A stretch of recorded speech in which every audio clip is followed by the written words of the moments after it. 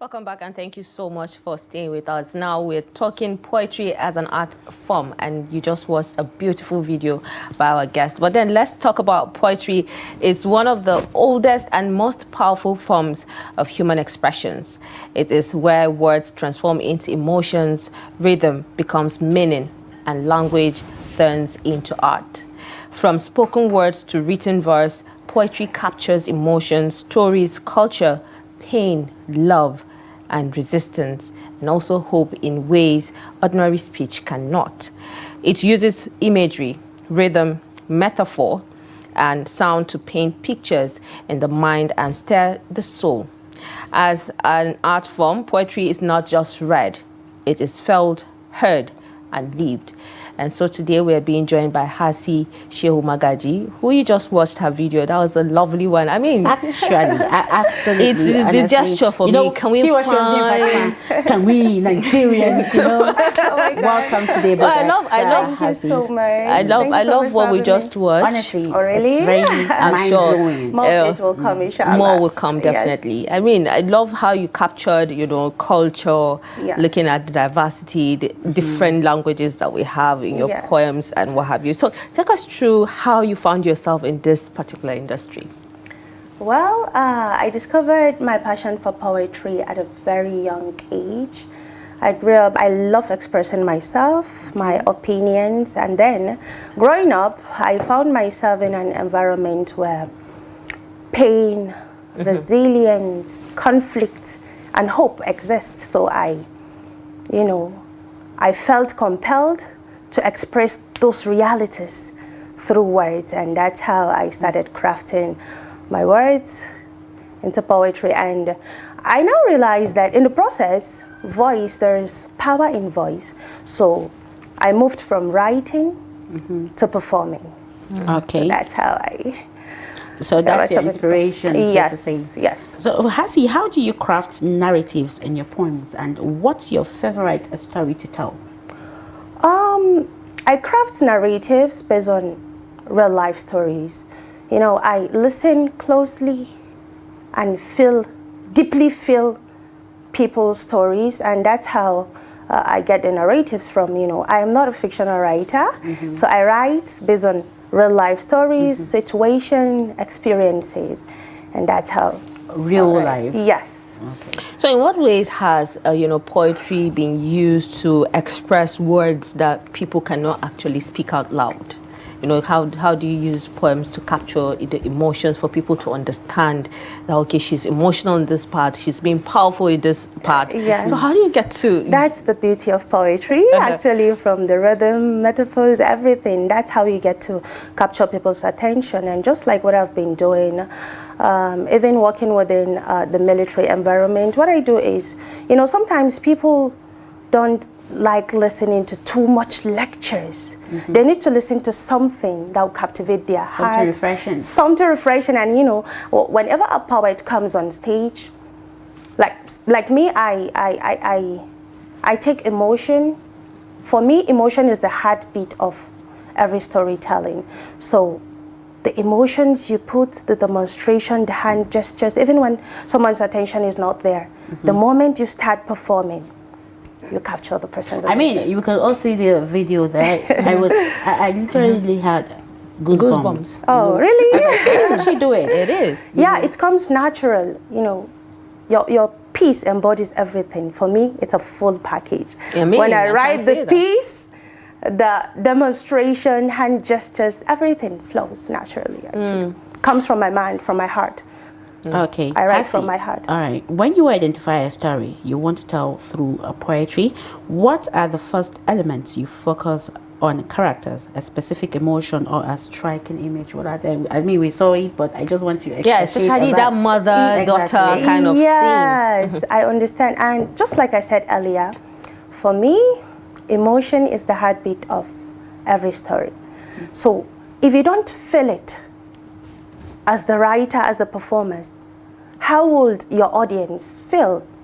Your audience will literally not feel it, because you as the writer, it has to come from the writer. So I prioritize emotion. And when you get the emotions clear, you see the image will come and the characters will come. Just, have you ever read a novel and, you know, while reading the novel, you already pictured you've all imagined the, everything, yes, yeah. you've imagined how every character literally looks. Yes, yes. So that's how I write, you know, the emotion first. From the emotion, I get my characters and images. That's it. I mean, when you just asked the question if you've ever read novels, we've read a lot of novels, and probably before we get to the end, we've written the ending already in our heads, because you can actually tell bit by bit what the scenes and everything that turns out. But then let's look at it in a different way. You know, poetry, just like every other activism that we see or playing out on our screens, you know, activists like, you know, Radium and the rest. How has poetry been used for protest? You know, in terms of healing and also for social change? Okay. You see, when I started my journey into poetry, I sat down. Yes, I have the passion and I've unleashed my potential and talent as a poet, but then I want to make a difference. I want to be a unique and be different from others. And in my society, mostly the challenges we face often come from conflicts, you know, crises, violence. So I chose that path. I chose to advocate for peace. How? Because I believe peace is the bedrock of national development. When peace is firm, I believe national development will be prosperous. It grows. So, but then, who are the bedrock behind stabilizing our security? They are the Nigerian military, of course. Yes. So that is when I sat down and I thought of it. I realized they are rarely appreciated, or should I say they are rarely praised through poetry, you know, spoken word. So I decided to become one. If I want them to be praised, to be acknowledged, and nobody is doing that, then I put the tax on myself. I want to advocate for peace, inspire peace, but through motivating, acknowledging, and honoring the selfless services of the bedrock behind our security and national development, as I mentioned earlier, who are the Nigerian military. So I started by dedicating my poems. I write poems. I started documenting spoken word documentaries, honoring and appreciating their selfless services. They started recognizing, they started noticing me, they started inviting me to their events, and that's how I become the military poet. Well, and what I do is I inspire peace through my craft, poetry, just like I mentioned earlier. Now art is the heartbeat of art has a way, a special way of captivating the heart. Has the power and a special way of captivating the audience. I think everything have art in it. Yes, everything we do actually has a touch of art. Yes. What we are wearing has a touch of art. Exactly. The environment we live on, the people, what we do, everything around us. So I feel it's the best way. Just like I said earlier, sometimes people don't really pay attention to a lot of talks and lectures, but when you transform it to something creative, they pay attention to it. And that's why I started inspiring peace through poetry, by captivating people's attention to become frontiers in action, to drive positive change and impact. I started impacting my society by inspiring. I mean, so you're encouraging change at this point. Yes, I encourage change, and we're seeing that you have your own niche, which is to look at the military and what's the fact that they are not being recognized as it should be. Yes, and so their stories need to be told. Yes, their stories need to be told. They need to be seen in everywhere. Everything and everywhere, they need to be acknowledged, because we're sitting down here peacefully because they're there. They're out there protecting the borders, the front line, and they are promoting peace and trying to stabilize it in our nation. So whatever we do, we leverage from the sacrifices they've been making, and that's it. Okay, Hassy, you mentioned earlier that your poems and spoken words are non-fictional. Yes. So now, what personal experiences or stories inspire your poetry, and how do you weave them into your work? My personal experiences and how I weave It's them. a little bit personal, actually. Yeah, personal experiences like loss, Okay. hope, resilience. You see, when we talk about loss, there was a piece I wrote. I wish that was April Fool. I lost my brother on 1st April. Oh. It was like April Fool, 1st April. Yeah. So I wish it was It was a joke. it was a should be joke. proud It of it. wasn't, yes, he just went out giggling and Never came back. never came back. From there, we took him to hospital and he never made it. So whenever I'm writing sad. about,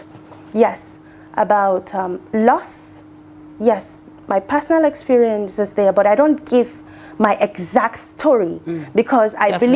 believe whenever you lose your loved ones, the feeling is literally same.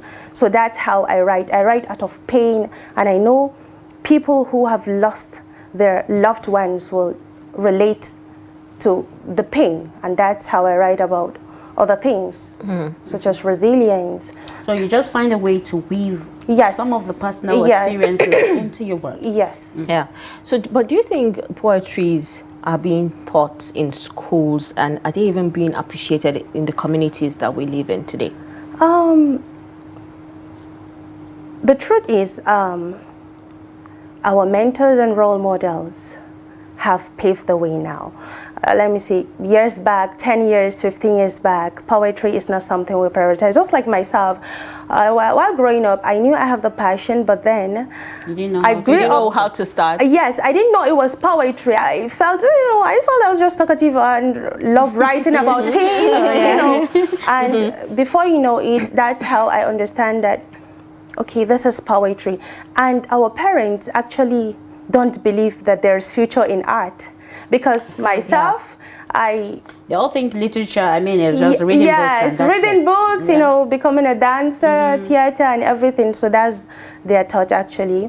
And even while growing up, I wanted to be an art student, but my parents insisted. You actually got Twist of fate. Honestly. I'm a science student. Are I you studied serious? BSc. I really public thought health. Twist of she fate. studied literature. You didn't ask me to introduce too good myself about this. properly. I would have not mentioned earlier. Well, when we asked you your journey, you could your have journey, actually told you know, us Yeah. that. Embodies all. So Yeah, so- I am a certified public health practitioner, and Wow. yet I navigate through, while studying science course, I had the passion for poetry. My parents didn't want me to study art, but then I have the passion, so it's left for me whether to let it go Or to choose. pursue my it's still dream. the passion that led you to. Yes. That's why I said maybe So- the passion is your inspiration. Yeah. Yes, exactly, the passion. Just like I mentioned earlier, I grew up with the passion at a very young age. But I must commend the fact that you were able to give them what they wanted, and then you're also chasing your own dream Yes, at the end of it. exactly. So it's actually commendable. Yes, I really tried. I know I did. So let's talk about challenges. I know you've encountered one or two challenges in this journey. So can you share some challenges you have experienced, and how has it been able to shape you for the better? To be candid, major challenges our northern girls face or encounter is when you come up, you have a specific dream or a passion you want to chase, then your parents are strictly saying no to it. So for me, alhamdulillah, all the challenges I face are minor because I have my parents' full support after realizing, I can be able to study public health and then pursue my dreams. So they don't care. If only I would, have good grades and graduate with, good grades. Yeah. So they don't care if I actually don't know why sometimes parents want to choose what you because should. just like Because I found myself in a similar situation. Just like I I wanted to mentioned study law, and I earlier. was told no. Yes, either I go for medicine or you go for yes, something that's else. a And I decided to traditional go profession, for journalism. Yeah. But the passion I have It's a is passion for that law. you have. I wanted to be a lawyer, and I felt I would have built Maryam on different occasions. Exactly. Hello, I'm from the family of lawyers. And I started law too, actually, and I have Passion. You're copying me. Stop copying. I know. I really have passion for journalism. I started press club in primary Wow. 2. Wow. Ah, nice one. So, I but started reading news in primary 6. And do you know the So, funniest thing? Even And here I am. While And that I- was why I left law for journalism. Wow. Actually. so you see, we all have a story Intriguing. somehow. Yeah, Yes. But at the end of the day, pursuing the dreams and the passions that we It's have. a passion. Yes, Can driven by passion. poetry now exist without audience, or do you have to somehow share it to be complete? Poetry have existed with or without audience, and it's still existing. It depends on your aim, your goal. You know, some people there are anonymous poets who don't even share their write-up. They just pour out their mind to feel relief. There is healing in poetry, actually, because it's somehow therapeutic. Yeah. It's only in poetry that I consider poetry as the honest form of storytelling. That is when you see people, that is when you see people paint their pains, share their ordeal experiences, you know, explain themselves wholeheartedly without being judged. It's just them, their pen and paper. So you see, I consider poetry as the most honest form. It gives the rawest truth. So you see, some people are anonymous. They wouldn't want to share their personal life stories, but yet they find healing in it, because once you write, you draft something, you pour out your mind, tear up, and you feel relieved. And while people like us, we really need audience. In everything we do, we need audience to see what we do, what we're doing, because we want to impact the society by inspiring change, promoting peace and unity. And you see, it's not something you can do alone. When you want to promote peace, it doesn't start, it starts within you actually, but you need a larger audience and cycle so you can impact the society and drive positive change. Definitely. You Yes. need audience at the end of the Yes. day. If we don't have audience, we won't be here too. Yes, so exactly. definitely you need the audience. You need audience. It depends. But then stop, you people should stop confusing us with metaphors, you know. I'm You sure. know, I still want to ask about, you know, gestures. How do you structure a poem to ensure it has a compelling beginning, middle, and end, even where it doesn't follow a traditional plot pyramid? Walk us through it. Well, just like I mentioned earlier, I stick to emotional hook. I am a spoken word Okay, artist. that's exactly where you get us. spoken Yes. word. Because you actually got me in the first poem, Yes, honestly. that's it. So you see, I got you in the first line stanza, and you I was know, hooked. you see. So that's the. Do you wouldn't achieve your aim if you follow all the traditional lines and you ended up not being understood. The essence is for your audience to connect, relate, and resonate. And if you follow all the traditional lines and you know you ended up skipping the emotional part, or however you do it, and your audience are not resonating or connecting to your story, that means anya ba ay ba in Hausawa. So Yeah. so regardless, I followed kerosene method. So regardless, the purpose is achieved. And So talking. okay, just go ahead, Yeah. Fatima. So talking about whether it resonates with people or not. Now this brings me to my next question. Is is poetry meant to be understood by everyone, or is it a personal interpretation? Poetry, even the deaf and dumb could understand poetry, because just like you mentioned, by merely looking at my video without hearing the sound, you would understand that there is a message. There's this attachment. There you is have to the attachment, video. a message. But some people will still and not you see, understand the it. hand gestures and demonstration helps, because there is a way you communicate with your eyes, your pauses, you know, your hands, and there are symbols. Your gestures. Your gestures generally. are Yeah. symbols, you know. But identifying- I feel there are people that will not really decode the message or decode what you're saying, except it goes with the pictures, the image that they see. Yeah, and that's why I choose to be a spoken word, because sometimes if it's all about writing, not everyone understands what's written on paper, but your presence may. Okay. Yes. Okay, now I want you to explain something, because I know some people are actually kind of confused right now.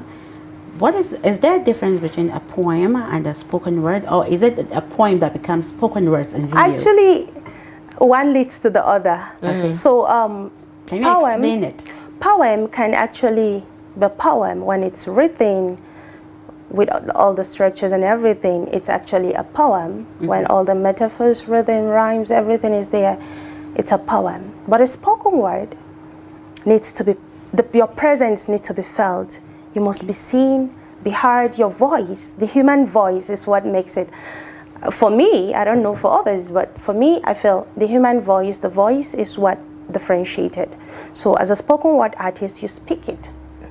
You make people feel it. You command your piece. You try and ensure that you connect your audience with your story. You ensure it resonates with them. While, you know, if it's written on paper, someone might actually skip it, but when they see you present, ready to perform, oh, I want to perform a spoken word for you, I'm sure you won't say no.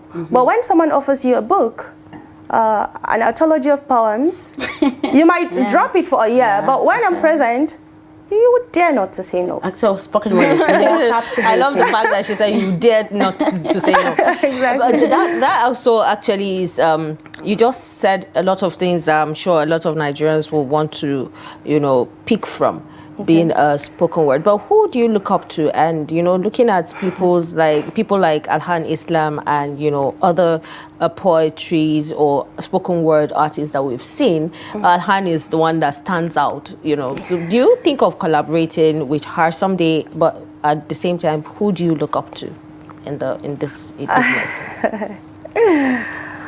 Oh yeah, I actually find inspiration in Alhan Islam because not just me, she has inspired a lot, thousands of young girls who felt their voice was silenced. She gave them back their hope that you just need to stand up for yourself, be firm, and dare to dream big, and God can actually make the impossible possible. So I find inspiration in Alhan Islam, yet I want to be Hassy. You can be inspired by someone, but you want to be you. So just like Alhan Islam, you know, she has unlocked a very unique title, first ever UN Global Peace Advocate. And so as Hassy, I am titled as the military poet. So that's it. Try to be you, try to unlock something new, unlike usual. Just, I want to be exactly as Alhan Islam, do everything. What she does is follow your own path. Yet you can be inspired by a lot of people. I got inspired by a lot of people, actually, a lot of poets. They're my inspiration, I look up to them, but yet I want to be Hassy. Nice one. There's something unique about you. And yeah, about collaborating with her. Okay. Yeah, inshallah, I look up to that, and we speak with Alhan Islam, and I was thrilled that she mentioned my name in BBC when she was asked about. She's that good. Yes, when she was asked about. It's a good gesture. Yeah, you've already gone somewhere. Along. You want to carry other people along. Yes, she said when she was asked, "Who do you think would someday be like you?" She said there are upcoming artists like Hassy, Dia, and she mentioned a couple. And I didn't even get to watch the full interview because I just saw the highlight. I watched the highlight on Instagram, and people screen recorded and sent me. Hassy, can you imagine? That means you're doing something. Alhan Islam recognized you. Yes, recognized you in, well. That's a good one. Yes, I mean, don't make it, and you end up not taking others. Then your success is actually we grow by rising. And for Alhan to mention you in a very big platform, that means you're that good. I'm trying. I wanted to ask this: you don't only do poems in English; you do it in your indigenous language, which is actually very. How do you do it? You know, her Hausa is that good. Oh, really? And you know, the truth is... The way she does it, you know, I'm not a poet. the way she, you know, the with gestures. The Hausa, the way she plays with words is actually... You need to carry your audience along, just like I mentioned earlier. I live in a Hausa-dominated region, and if I craft my poems only in English, that means I'm missing something. What about people who don't understand English, who cannot actually communicate or understand things in English? Mere communication, talk more of poetry. Even though the hand gestures demonstration shows something powerful, and sometimes they pick from, Yeah, you know, it has a way of helping you connect with your audience. Yes, but then Hausa language will make me carry everyone along, mixing and Gausa with English because that's the So quickly before we let you go, we just have a few minutes with you. How can poetry preserve history, tradition, and identity? History have influenced revolutions, and it has actually preserved history, just like, you see, just like Ahmed mentioned earlier, there's everything you see, there is poetry in everything. The what did you call it? The statues, you know, the anthology of poems that are written, the statues, the ancient buildings, ancient emirates, everything. So it's just poetry in everything, and we grew up hearing stories, listening to histories, reading about history, stories, and that's how it's been preserved. Okay, Hassy, now before you go, of course, I'm going to ask you that. It's actually a plea. Can you do a freestyle for us right now in the studio? A poem or spoken words about Trust TV. Of course, you can't go without doing something. I mean, definitely. Yeah. Oh my God. So we are listening, You and our audience are also listening. Without doing that. Okay. We need to see the hand gesture, please. Okay. Can you keep your phone here? And everything, you know. Yes. The way you do it. We want to see it. Today, the military poet joins Trust TV. She is here as a soldier with stories of battlefields. Not merely a civilian, but a child who grows in a refugee camp.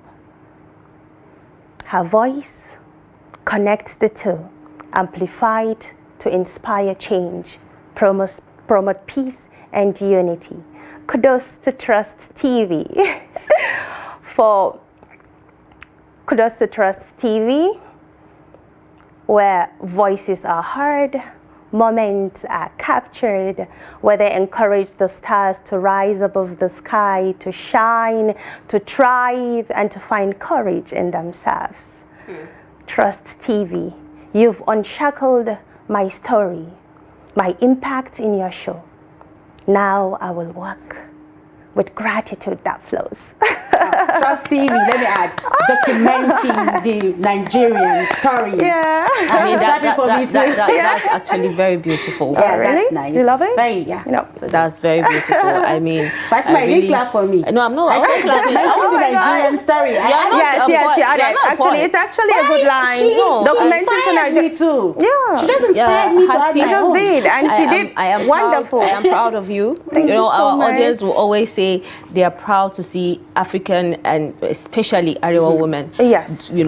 Being on top and doing something that other people are not able to do. So thank you so much for being on the program today with us. Thank you and so I hope much. that with your story and experience, a lot of people out there, especially young girls that want to, be a poet, will learn something from you and find their niche as well. To find a voice is to have power. And when you have the power, inspire change. That's it. I mean, Thank you, Hassy, for gracing us. Thank you so said much for having me. Well, Hassy has said it all. She said to have a voice is to have a power. If I get it correct? Yes. Power is to shape change. Exactly. So you heard it all. Well, we say thank you to Hassy. And then now let's go on a quick break. And when we return, we'll take a look at what is trending on our social media platforms.